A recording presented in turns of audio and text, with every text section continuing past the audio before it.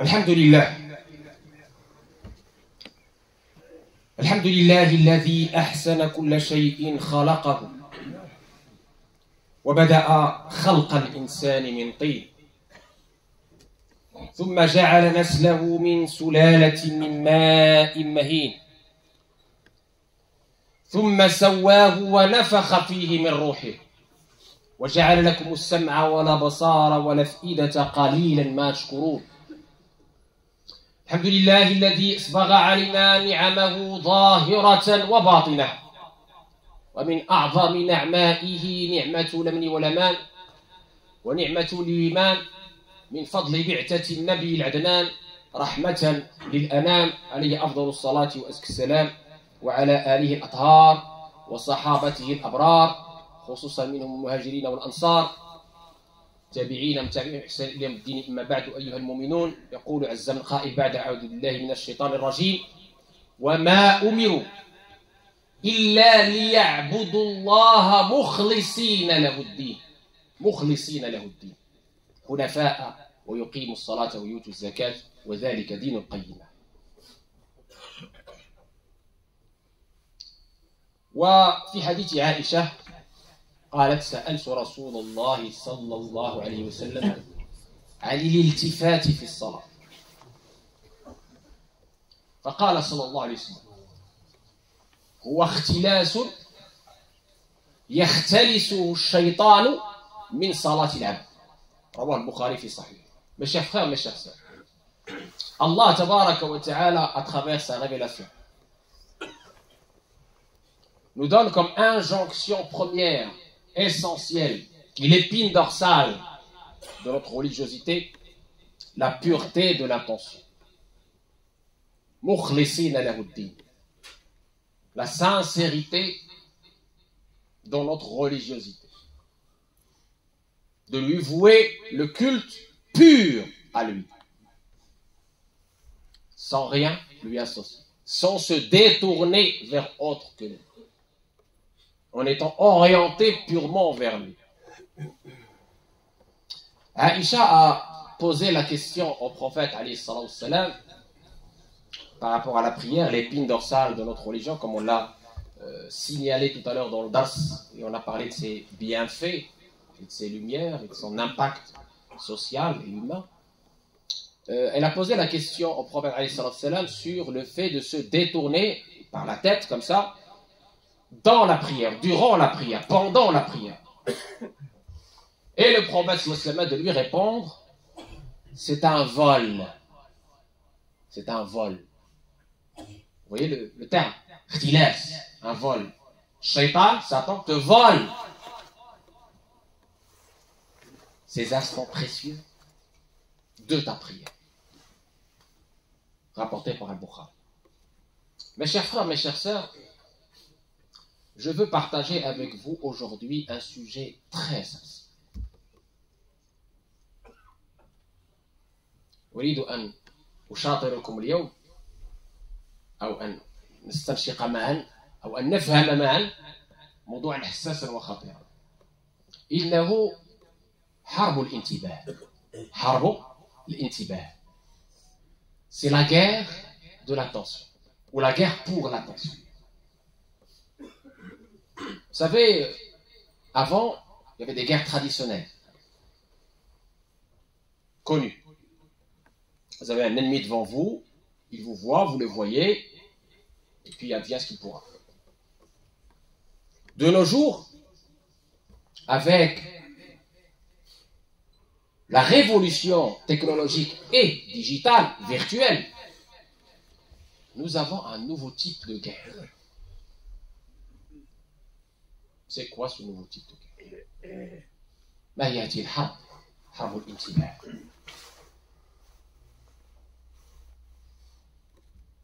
Cette guerre d'attention, mes chers frères, mes chères sœurs, elle s'est introduite jusqu'à chez nous. Elle nous atteint au plus profond de nous-mêmes. Elle atteint nos enfants, qui sont les premières victimes de cette guerre d'attention. Pour illustrer mon propos, j'étais invité une fois chez une famille La mère, le père, les enfants, un très beau repas. Mais tout le monde est sur son smartphone, comme ça. Tout le monde est comme ça, orienté. خاشعا خاضعا هكذا قانتا كأن على رأسه الطير comme ça. Personne ne parle à personne. Pourtant ils sont dans une même chambre, hein. Personne ne parle à personne. Et puis quand la maman voyait que les enfants ne venaient pas à table et qu'ils étaient toujours sur son smartphone, elle a pris également sur son smartphone et elle a écrit « Le repas est servi ». Les enfants ont vu le repas est servi, ils sont venus. Vous avez compris la guerre de l'attention. Voilà la guerre de l'attention. Qui fait cette guerre d'attention? Les grandes firmes. Les grandes firmes font la concurrence pour vous prélever des secondes et des minutes précieuses de votre vie, de votre temps, à vous et à vos enfants. Des minutes précieuses que vous aurez pu consommer utilement. Non. Et vous les prélèvez. Parce que c'est vous le produit. Tout ça, c'est gratuit. Mais c'est vous le produit. Vous êtes là en train de consommer aveuglement ces produits. Vous devenez le produit. Ces firmes-là sont en train de s'enrichir. Ils sont à la concurrence entre eux. Qui prend l'attention de qui? Plus on vous prend de l'attention, plus cette application ou cette firme s'enrichit. Je ne vais pas nommer ici. Je ne suis pas ici pour nommer, vous l'avez compris. Plus cette série-là, ou cette application-là est palpitante, et vous prend, plus l'indice de sa popularité est grand, plus les gains en dollars, en euros, s'amplifient. Et plus vous perdez votre âme, vous perdez votre liberté.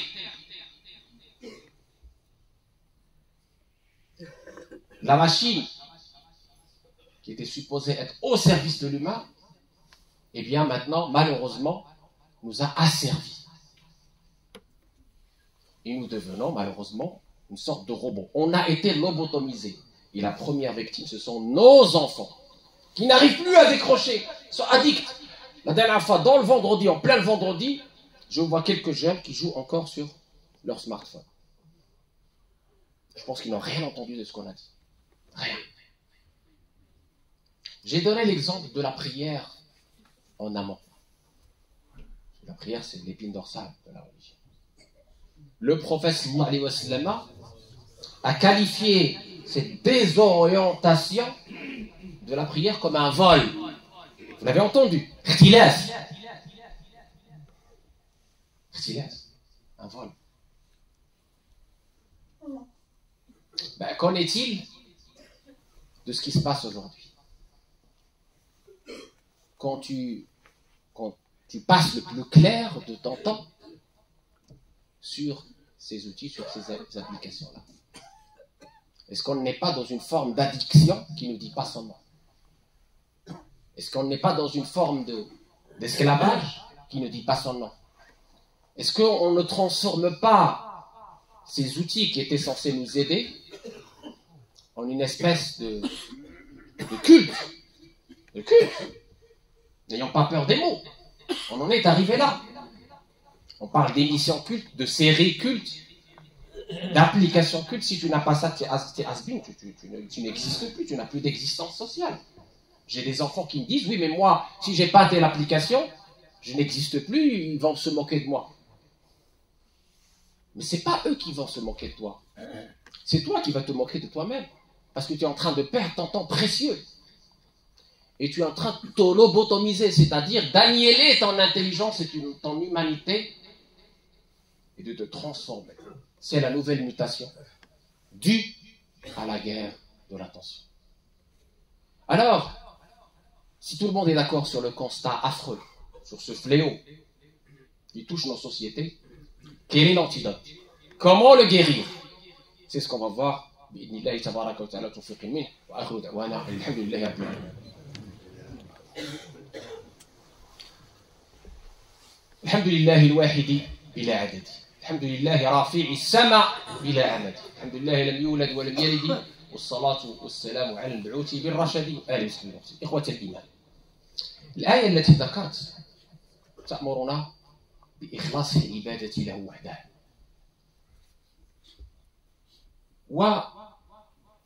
والله عز وجل يريد منك أيها العبد أن تعي ما تفعل. الحديث الذي ذكرت يتكلم عن الالتفات بالرأس اللي هو كره عند العلماء إلا أن يكون لحاجة كخوف على نفس أو مال، إلا أن يكون لحاجة كخوف على نفس أو مال. ولكن الالتفات الذي هو أعظم منه وأشر منه وأخطر منه هو التفاتك بقلبك عن مولاك، وعكوفك على الدنيا حتى تسكنك وتذهب بلبك فتصير كالأنعام بل هم أضل، إن هم إلا كالأنعام بل هم أضل، تصير من الغافلين والعياذ بالله. فتعرض عن مولاك.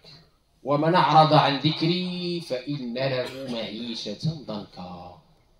ضنكا الناس كيتكلموا دابا على الآفات، هذه الأمراض الداخلية، هذا اكتئاب، هذا انتحار، هذا. ومن أعرض عن ذكري فإن له معيشة ضنكا، بغى يكون عنده الأموال طائلة، معيشة ضنكا. ونحشره يوم القيامة أعمى. قال ربي لما حشرتني أعمى وقد كنت بصيرا؟ قال كذلك أتتك آياتنا فنسيتها. من عن النسيان، وهذا النسيان. وكذلك اليوم تنسى. نسوا الله فأنساهم أنفسهم. اختار لنفسك أيها الإنسان، أتريد أن تكون ذلك الإنسان الحر بربه أم العبد لغير ربه؟ أتريد أن تكون مخلصا لله أم تريد أن تكون عبد الدنيا؟ أتريد سعادة الدارين أم تريد ضنك العيشين، عيش الدنيا وعيش الآخرة؟ اختار لنفسك. Mes chers frères, mes chères sœurs, chacun de nous a son intelligence propre, son intelligence intellectuelle et son intelligence spirituelle. Il ne faut pas que l'intelligence intellectuelle l'emporte sur l'intelligence spirituelle. Le croyant, il a une liaison entre son intelligence intellectuelle, l'aql, et son intelligence spirituelle, basira, la sagacité. Basira. C'est ce qui distingue le croyant du reste. C'est qu'il a une intelligence spirituelle par laquelle il voit ce que les autres ne voient pas, par laquelle il détecte les signaux d'alerte que les autres ne voient pas. Les autres sont enracinés dans cette consommation aveugle. Toi, grâce à ta sagacité, à ton intelligence intérieure, spirituelle, tu as le recul. Tu vois avec l'œil du cœur que ceci n'est pas un chemin pour toi, que ceci n'est pas ton bonheur dans les deux mondes. Tu comprends que ta mission sur terre, c'est pas de consommer aveuglement, c'est pas d'être l'esclave d'une machine, mais d'utiliser cette machine pour da'wa, par exemple, pour l'appel à Allah, par exemple. Qu'elle t'utilise pas toi comme produit de publicité pour telle ou telle chose, qu'elle t'utilise pas toi pour aller consommer dans telle ou telle grande surface, qu'elle t'utilise pas toi pour te faire oublier Allah tabaraka wa ta'ala au point que tu es pendant 3 heures devant une série palpitante, 3 heures, tu peux même pas bouger pour aller faire tes besoins naturels, et quand je te dis viens à la mosquée 5 minutes, on fait la prière, ah j'ai pas le temps, ah je suis fatigué. Vous voyez la différence? Ça veut dire que cette guerre d'attention a réussi. On a réussi à voler ton attention. سرقوا توجهك، سرقوا انتباهك، وهذا أعظم من أي شيء آخر، أخطر من أي شيء آخر. La solution, mes chers frères, mes chères sœurs, elle est très simple. elle est évidemment dans le retour à notre intelligence spirituelle, à travers quelque chose qui, justement, anime en nous cette intelligence spirituelle, fait de nous qu'on est vivants, et non pas morts. Dhikrullah, encore une fois. Dhikrullah.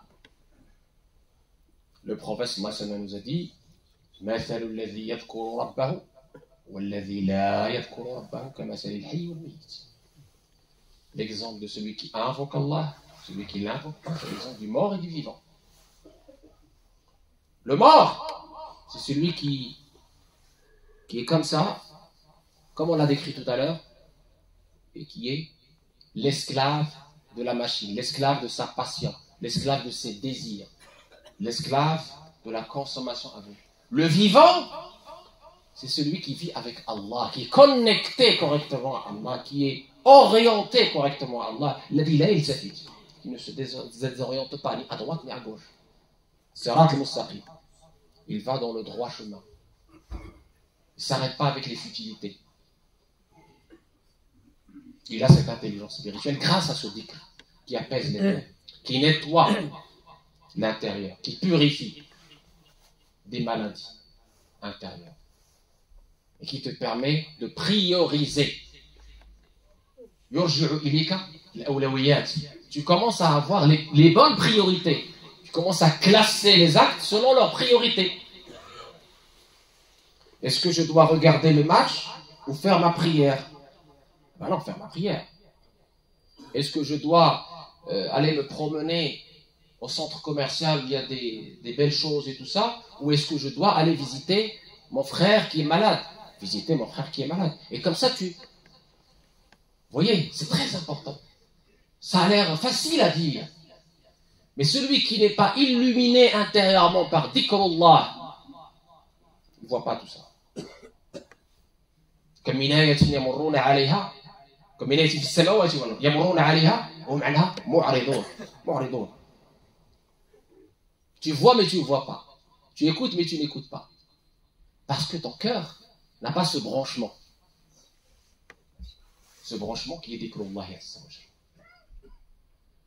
Vous allez me dire, mais quel dhikr? Évidemment, on a déjà fait tout un cours sur le dhikr et ses formules. La ilaha illallah. خير ما قلت أنا والنبيون من قبلي لا إله إلا الله. خفيفة على اللسان ثقيلة في الميزان. C'est facile à dire. La ilaha illallah. La ilaha illallah. Chaque fois. على كل الأحوال. Dans chaque situation. حضر السفر. En voyage et chez toi. Tu marches, la ilaha illallah. Tu es dans les transports, la ilaha illallah. Chaque fois. Et comme ça, tu occupes ta langue par la belle parole, la ilaha illallah. Et après, ça va redescendre sur le cœur. Et tu vas sentir cette thérapie spirituelle faire son effet de paix intérieure. Et donc après, de paix extérieure. Tu vas avoir la bénédiction dans tes études, dans ton travail, dans ta relation avec l'autre, grâce à la ilaha illallah. La yazalu lisanuka ratban bi la ilaha illallah. Allahumma atib دنيانا بلا إله إلا الله وأسعد وأطب آخرتنا برؤيتك يا الله.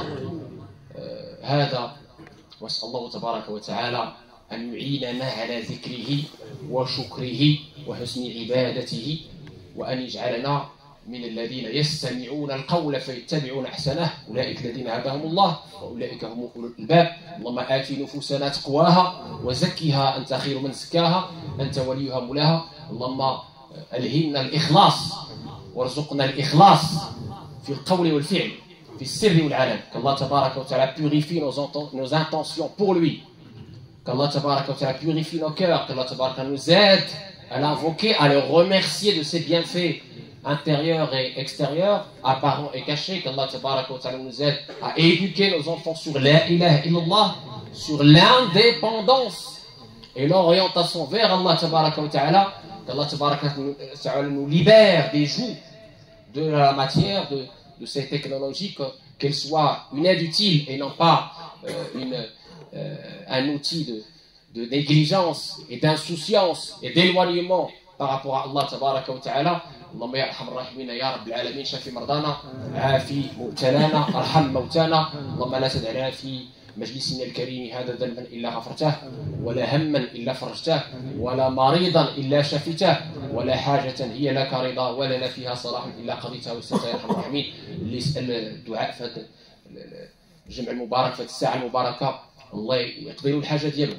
اللهم يا فارق الحب والنوى اعطي لكل عبد منا ما نوى، يا شفيق يا رفيق ارفع عنا كل ضيق، ارفع عنا كل ضيق، ولا تحملنا ما لا نطيق، ولا تحرمنا ونسالك، ولا تعذبنا ونستغفرك. استرنا فوق الارض وتحت الارض من العرض عليك، الطف بنا فيما جرت به المقادير قبل نزولها وعند نزولها وبعد نزولها. خوتنا في غزه راكم عارفين الظلم اللي نازل عليهم.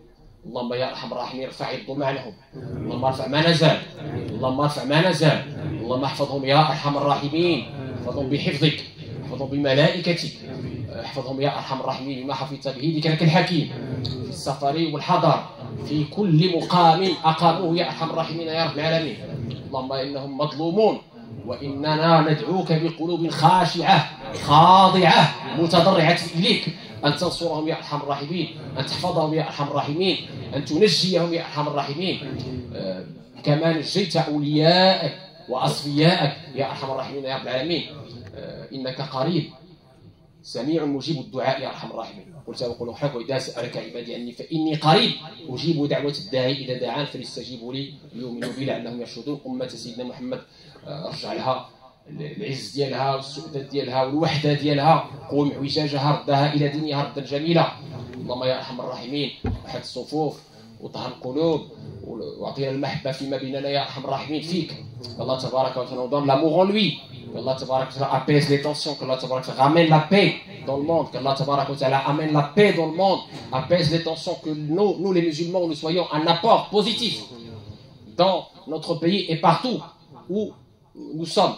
Qu'Allah tabarak wa ta'ala fasse qu'on soit les meilleurs ambassadeurs de notre belle religion par l'être et le paraître, par le bel agir, par la beauté, par la bienfaisance, par la bienveillance, qu'on soit des témoins et non des juges, et qu'on réussisse cette mission de représentation de notre prophète qui était la miséricorde envoyée aux univers, que nous soyons également sur ses pas une miséricorde pour tout le monde. Qu'Allah tabarak wa ta'ala fasse également qu'on soit sur ses pas sur le comportement sublime. Nous soyons également incarnant ce comportement sublime avec toutes les créatures qu'Allah a créées. هذا وأكثر من الصلاة والتسليم على من بكثرة الصلاة والسلام عليه تحط الأوزار وتنال منازل الأبرار وترفع الدرجات وتستجاب الدعوات. إن الله وملائكته يصلون على النبي يا أيها الذين آمنوا صلوا عليه وسلموا تسليما. اللهم صل على سيدنا محمد وعلى آل سيدنا محمد كما صليت على سيدنا إبراهيم وعلى آل سيدنا إبراهيم، وبارك على سيدنا محمد وعلى آل سيدنا محمد كما باركت على سيدنا إبراهيم وعلى آل سيدنا إبراهيم في العالمين إنك حميد مجيد. وقوموا إلى صلاتكم يرحمكم الله.